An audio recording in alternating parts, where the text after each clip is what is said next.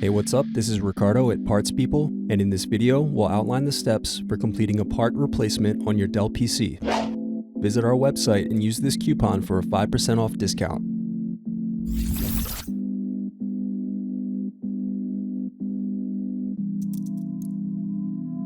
Unscrew and remove bottom base.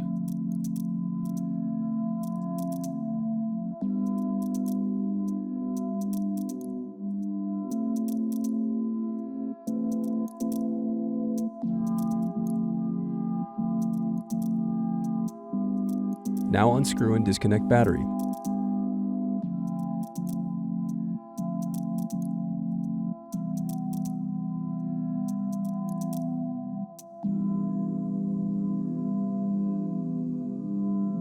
Next, unscrew and disconnect touchpad.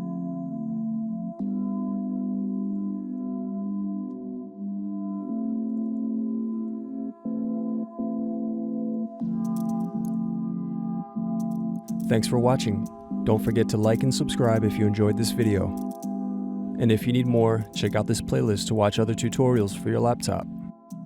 You can also click here to find parts for your laptop at partspeople.com.